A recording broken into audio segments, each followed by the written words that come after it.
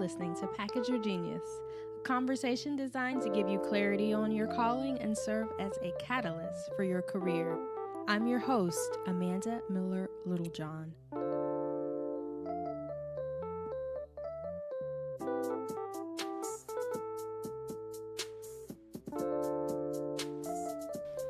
It's the first podcast of the second quarter, 2019. Welcome to Q2. I don't know why I'm always so excited when we get a new quarter. I guess the start of a new quarter for me is sort of like the start of a new year because I typically set quarterly goals versus annual goals. Actually, I set annual goals too, but I have quarterly goals that map to the year. So I am typically doing something each quarter that helps me reach my bigger goals.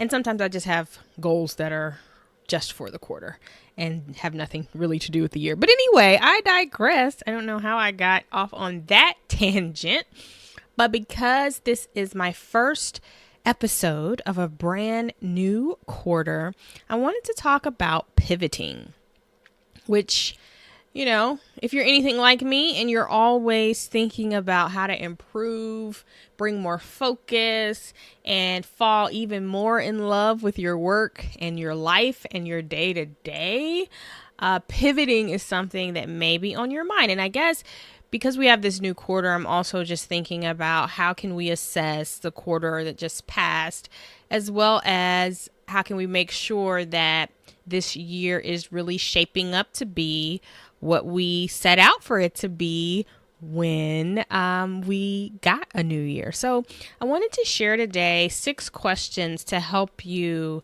think through a potential pivot for your personal brand, for your career, for your business. It's a process of inquiry I share with my clients, and it is one that you can find within my brand energy assessment download. You can download an actual fillable PDF that you can type on and fill out and print out and keep for your records. So that is on my homepage, and I'll include it also in the show notes. And then I'll also share about the personal branding companion workbook, which has a similar process of inquiry for you to follow if you're so inclined. So yeah, pivoting. What would even make a person require a pivot or be in the mood to pivot? Well, I feel like anytime you are feeling that sense of discontent or something's not quite right or something is off, and something needs to change in your life, even if it's not like a huge overhaul, but maybe a small tweak to help you optimize what you're doing better, you have to start with, a process of inquiry to figure out, well, what is missing? What is wrong? What could be improved? And how can I make those improvements? And so I think a lot of people are not really thinking and evaluating and being self-aware on a day-to-day basis. I know for me, that self-awareness and mindfulness is really born when I journal. And so if you don't have a journaling practice or a meditation practice, or if you don't work with a business coach or a life coach or someone who's holding you accountable on a day-to-day basis to the things that you say that you want, it can be really easy for you to get off track. And the only way we really know we are off track is because we start to get those sensations of boredom, of sadness, of overwhelm, of dread. That's a really good clue that something needs to change. Or we just kind of feel like we're coasting, and if we're not built to coast and we're built to speed, that can be disconcerting. So if you are feeling any of those feelings, if you're just not loving the day-to-day that is your current existence, I want to take you through some questions that can help you assess what you may need to change, and then how can we shift your energy and start bringing more things into your day-to-day that can help you feel your very best. So first question to consider if you are thinking about a potential pivot, and again, a pivot does not have to be like I'm moving across the country or changing jobs or getting a divorce. A pivot could be a small tweak. It could be, oh, I need to hire another person on my team, or, I need to start volunteering more because that's something that generally lights me up. And when that's not a part of my life, I miss it and something feels amiss. So again, a pivot could be major, a big, huge change, but could also be something smaller. So first question now I want you to ask yourself and reflect on is what's working? What is working? What's working right now? What's energized and stretched you over the last 18 months? And because we have this fresh quarter, we could even look at Q1 to reflect more acutely on our very recent past, right? So if you started off the year very strong and energized and hopeful, which so many of us do, and maybe that hopeful energy has faded a bit, let's think first about what worked well over that first quarter, what energized you and stretched you, what made you feel really alive. And I mean, that idea, that sensation of physical energy is extremely important because your energy is a window into your passions and your strengths. So again, what is working? What has worked over the last 3 months? How was Q1? If we reflect on it, what really energized us and stretched us? And are we still doing all of those things? Are we making sure to be intentional about building those energizing activities and people into our day-to-day lives and our day-to-day schedules? Just as a point of reference, one of the things that really energized me last year was meeting regularly with a friend and business colleague to talk about our businesses and hold each other accountable because we both have really big goals for our businesses. And we are also in a mastermind group together, a mastermind group where the members are like all over the country and I think all over the world. There are a few international members, but somehow over the summer we got off track. We got off of our schedule. We had been meeting like a couple times a month, but then we stopped. And I was doing some reflection and I really realized that I missed that interaction. I really missed having those meetings where we can talk and commiserate and pump each other up and, encourage one another, but also talk about what's working, what's not working, and share, I guess, war stories, what have you. And so we recently met up for lunch and kind of got our,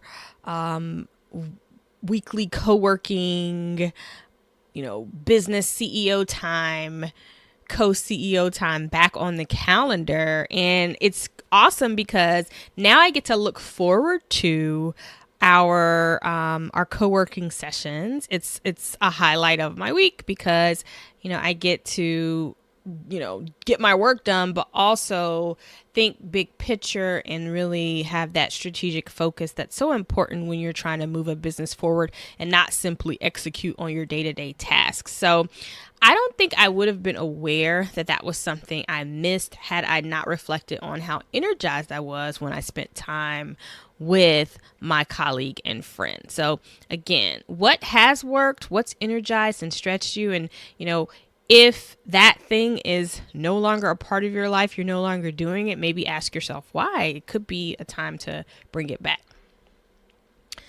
So question number 2 that I want you to reflect on is what is not working as well? What drains you? What tasks, projects, and people do you intentionally find yourself avoiding?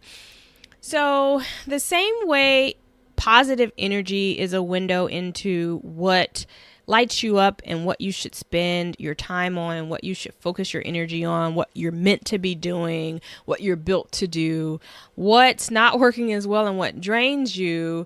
Those are things that you can hopefully try to remove or delegate so that you can spend more time in your zone of genius and your sense of purpose and fulfillment. So just to give you a quick example, I just had a call with a new company I plan to hire that places project managers and assistants that are trained to work with online based businesses into high growth coaching and consulting practices. And so the call was really great. I was really excited about it because I have all of these things that I want to delegate and take off of my plate and get some help around. And I was super excited and energized about the prospect of taking all of these things off of my to-do list and really using my brain and my energy and my skills and my passions in the way they were designed to be used, which isn't always, the logistical, the delivery, the technological stuff that has to happen to deliver my actual products and services. So anyway, I was very excited, got on the call, we were talking, it's a video Zoom call, great conversation. And then he's telling me that I need to develop some standard operating procedures, which is, for whatever reason, has been this thing on my to-do list for years. And I have developed some SOPs, but not to the degree that I need to so that I can be completely free. And when he told me that I needed to record some videos on Loom to show how I do certain tasks so that, that can make the training process for the assistant go much more smoothly, I could literally feel my energy just fading away. It was like a plant or flower in the sun that just starts to wilt. And I mean, we were on a video call, so I saw myself, on the video. And a minute ago, I was super energized and excited. And then all of a sudden, I just felt tired. So, I mean, that is literally a super clear example of the things that you should not be doing. I do not want to record these videos. Now, I'm going to do it because I know that once I do it, I will no longer have to really think about these tasks, and it'll definitely make the process of onboarding the new project manager easier and obviously set them up for success because it's basically my way of training them. But I thought it was hilarious that the very thing I reached out to this company for to get support around because it drains me, even talking about doing it or my involvement even in such a small part of the process of getting the ball rolling physically drained me. It made me tired. So when you think about the conversations you've had over the last few weeks, or even, again, if we're focusing on the quarter that just passed, what were some of the situations you found yourself in where, your eyes glazed over, you felt yourself getting physically tired, you just kind of zoned out because it's not your thing, right? That is not where you should be spending your energy. And if at all possible, you've got to find a way to delegate or even remove those things from your life. And these could be tasks. These could be processes that you have to perform. These could be people, right? I know we all have people in our lives when we talk to them, we just feel tired because you can't follow what they're saying, or maybe they don't talk at all. And so you're bored, but people in your life should energize you too. And maybe not all the time. You shouldn't be bouncing off the wall and expect people to entertain you, but being around them should feed you and definitely not take anything away from the energy that you had. So also think about the people in both your personal and working life that may need to be avoided or removed. Number 3, third question. Is there anything or anyone from the past that you miss? Relationships, clients, services, hobbies. So, going back to that initial thing I shared with the co-working, co-CEO time with my friend, that's definitely something that I missed. And bringing it back not only is helping me be more productive because I'm getting weekly time to think about the big picture of where I'm going with my business, but it also has the added bonus of giving me something to look forward to before we have our meeting. So that's super fun. And so when you think about your quarter, and you may want to go back even further to this time last year, right? So How were you doing last spring? Were you excited? Were you happy? Were you energized? If you were, and that's not the case now, what changed? What did you take away? Did you alter your routine in any way? Did you stop going to your favorite coffee shop in the morning? I talked a few episodes ago about how I used to journal religiously, and it was a part of my day. I prioritized journaling and really cataloging my thoughts and processing my thoughts and emotions through writing in my journal. And when I went an extended period of time without doing that, I totally realized that I missed it because I was no longer having the aha moments that I used to have. I wasn't making the connections. I wasn't seeing my own patterns.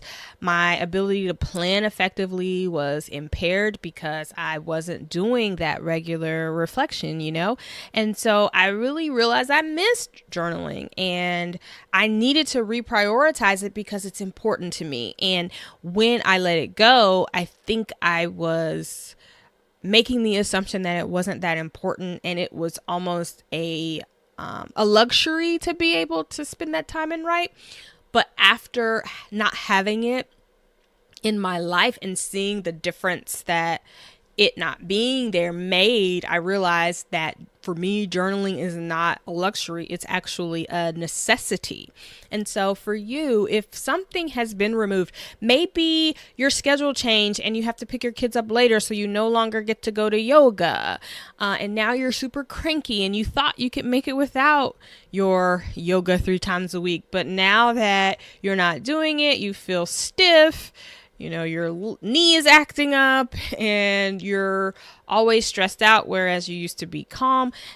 How can we find the space to bring that yoga back? So think about the things that you miss, people, the services you missed. I've had several services that I retired but then brought back because I actually missed the engagement with the client in that way.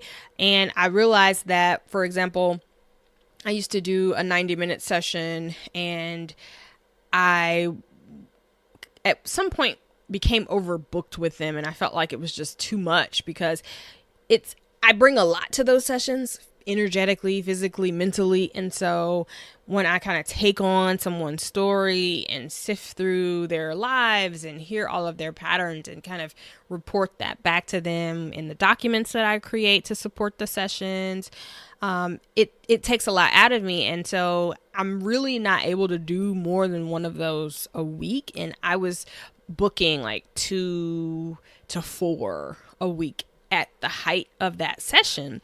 And so I removed it. But after it was gone for a while, I realized I really missed engaging with clients that way because it helps me understand where people are and what they're struggling with. And it was feeding all sorts of things like that I didn't even realize it was feeding, like content, programming, other services, books. All of these ideas were coming from the work with the clients. And so I realized I did miss it. So I decided to bring it back, but I brought it back at a higher price point so that, number one, I would have fewer people who would enroll simply because the price point was a little bit of a barrier to entry. And then I just put a cap on how many I would do each month.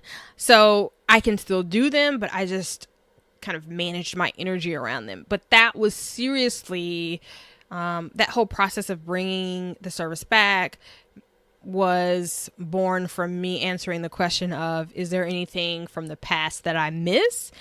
And does it make sense to revive it? So for you, if there is a relationship that you miss, a client you miss, a service, a hobby, some aspect of your routine, ask yourself if it makes sense to revive that thing and brainstorm some ways you can potentially bring it back in some capacity. All right. Question number 4. Upon reflection, what should be scaled back or discontinued? Did something you thought you wanted not turn out the way that you thought it would? I mean, we all make mistakes in terms of bringing things back into our lives or getting rid of things or creating new projects, especially services. If you have a business, launching a new program or service, you think that you want to work with this particular audience, but then once you get into it, you realize, oh, I actually don't like working with this audience. Or you think you want to work a certain way, and then once you start doing it, you realize you don't want to work a certain way. And, for people who create content, that could look like you deciding to start a podcast. And after your first 5 or 6 episodes, you realize that you hate podcasting. It happens, right? And so that's why I always tell people to give yourself like a commitment, but do not make indefinite commitments. So if someone says to me, I really think that I want to start a podcast, I always start with, why don't we outline your first 12 episodes? And if nothing else, you have 1 season of a podcast outlined. You can record it. That can live on iTunes, on your website, and be out there promoting you and connecting you with your tribe, whether you continue to do it or not. But don't necessarily feel like you have to podcast indefinitely, right? And so that's just a hack for you if you're nervous about starting something new because you don't want to commit indefinitely. Give yourself a cap and say, oh, I'm producing a season of a podcast and I'm setting out to do these 12 episodes, and that's it. And after I do the 12 episodes, the podcast will either end there or we'll come back for season 2, or maybe we won't. But the ideas and the information will be out there helping people regardless. And I can be proud of the fact that I recorded 12 episodes. That's nothing to be ashamed of. But if you have started something that maybe has not worked out the way you thought it would, again, ask yourself, what should be scaled back or discontinued? And be honest with yourself. Going back to that energy piece, if something's draining you and you created it because you wanted to create an opportunity for yourself or to connect with the wider world in a way that was fun for you, and now that you're in it, it's not fun for you and the goal was fun, how can you scale that back or get rid of it? Like, you don't have to stay the course if the course is taking you somewhere you ultimately do not want to go. Question number 5. Oh, this is a good one. What do you want more of? Simple question. What do you want more of? So many times people will say, oh, I want to build my brand, or I want to get media exposure, or I want to do more speaking engagements, and I want to make more money. But they're not super clear on the exact thing that they want more of, right? So I think it's one thing to say I want to build my brand, but what does that look like for you? It's another thing to say I want to build my business. What does that look like for you? And if your focus is revenue, are you spending most of your time on activities that generate revenue? If your focus is visibility, are you spending enough time on activities that generate visibility? So truly ask yourself, what do you want more of? And whatever that thing is, you need to double down and increase your energy, efforts, and time there. If you want to be in a relationship and that's really important to you, and you want more connection in a romantic context, but you're not dating, you're not going out and meeting people, you're not connecting with the person you're already with, right? Like, you're not making time for date nights or making time to take walks and reconnect, then something is wrong there. You have to recalibrate and balance, but it starts with answering that question of what is it that you want more of? And once you're clear on that, well, okay, is my life and my reality lining up with the thing I say I want more of? All right, question number 6. What is one thing that could change everything? What one action could have a positive ripple effect and up-level your life? And how can you make that your focus? I know that sounds like a big question and almost a difficult question to simply answer at first glance. And I'll recommend 2 books that may help you Essentialism is one, and then the one thing is another. And I'll share links to both in the session notes.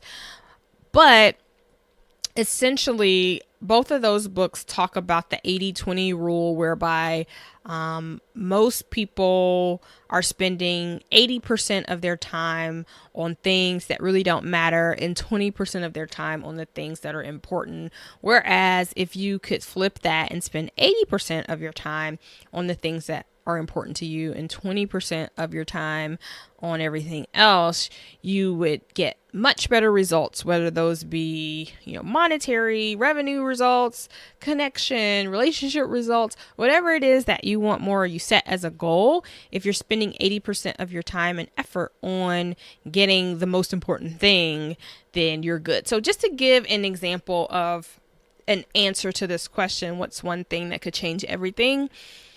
I've shared before that for years I've had, Write, Package, or Genius, the book, on my vision board. And it was on my vision board and my, to-do list, so to speak, because I knew that writing that book was the key to unlocking so many things for me personally and professionally. I knew that writing that book would essentially be the first domino that would create, that knockdown effect to other chain reactions happening in my life. So, writing the book opened the door for speaking engagements. It could build my tribe and let more people know about me and get my ideas into the hands of more people.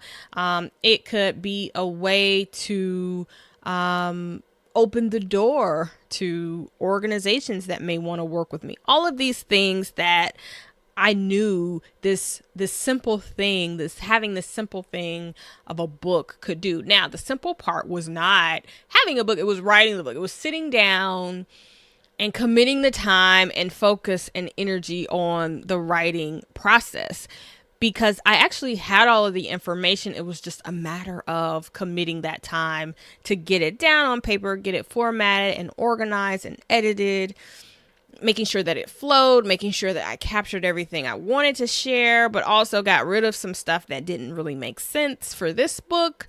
So pruning it, but also, making it more impactful in areas and breaking things down step by step to make ideas even more clear. But that book was really the one thing that changed a lot of things for me, because if my goals were to get the word out and fill my programs for Package or Genius Academy, or get into corporations as a speaker, the book has helped me in so many ways. So, for example, now, typically when I interview clients who've submitted applications for the Academy, I would say about half of the people who apply will say, "Oh, I read your book and I realized that I wanted to work with you in a deeper way. Like, I actually wanted to hire you." So I've had a few people say that, which they could not have said 1 year ago, which I think is really cool. So it has helped me boost enrollment for my programs. It has created its own lane, because people are buying that book on Amazon without me really knowing who they are or how they're finding it. But the book has now created its own kind of line item in revenue for me, which I was expecting, but not really. Like, I wasn't counting on it or depending on it or banking on it. I just figured, I will sell some books and it'll help me grow other parts of my business. It's opened doors for corporate engagements that weren't open before. People reaching out and saying, "We want you to come present on the principles of the book." And it's also opened doors for media and other visibility and exposure opportunities, because having that book just legitimizes me as an expert and helps people understand how they can work with me and how I can help their audiences. So it just opens so many doors, and it seems like, yes, writing a book is a big deal and it's a lot of hard work, and it absolutely should have benefits in your business. But for me, again, it really set off a chain reaction that helped me reach so many of the other goals that were already in place for my personal brand and business. It was simply kind of the linchpin, like the key action that just made everything else make sense. So you want to think about for you, like, what is one thing that could change everything? I would say moving forward, getting this project manager in place is definitely one of those one things that can change everything. And I think it's interesting to note that, like, the book was on my vision board for years, and then I finally like bit the bullet and did it, and then it was great. And the standard operating procedures and project management stuff has been on my vision board or in my to-do list, or just kind of floating out there as this thing that I know I need to do for years as well. So I'm sure that once I do it, it will change everything and it'll be amazing. And so maybe that's a sign that something is the one thing, because it has been on your mind and on your heart forever, and you keep avoiding it because you know it's the thing that's going to make the difference, but it's also likely the hard thing to do. So I just kind of have that connection right now. I'm going to think about some other things that I've been putting off and have not wanted to do, but they have paid off big time, or could pay off big time for me. So anywho, those are the 6 questions. If you want a tool, like I said, to capture them and write down your thoughts, I have a free PDF that is actually fillable, so you can type right on the file and save that to help you really dive into your thoughts. And that is available on the show notes for this episode. It's my brand energy assessment. It's an awesome tool that takes you through the questions I just asked you, but it gives you a space to record your responses. And then also the Package Your Genius Companion workbook has tons of great questions like this. That's essentially what the workbook is. I would say it probably has like 100 questions like this, if not more. But it's a really great tool to help you reflect and ask the tough questions to get that self-awareness that we need to move our personal brands and business forward. So I hope you'll check it out. I'll also include a note, or a link rather, to that as well. But thanks for joining me for this episode of Package Your Genius. Happy second quarter. Shoot me a note or say hi on social media and let me know what you're working on this quarter, and what are some of the things that you are going to refocus on because maybe you missed them. What are some of the things you're going to get rid of? Like, what's your game plan for the second quarter? I want to know. I'm nosy like that. So hit me up on social media and let me know. I hope you enjoyed the episode, and I'll talk to you next week. Bye.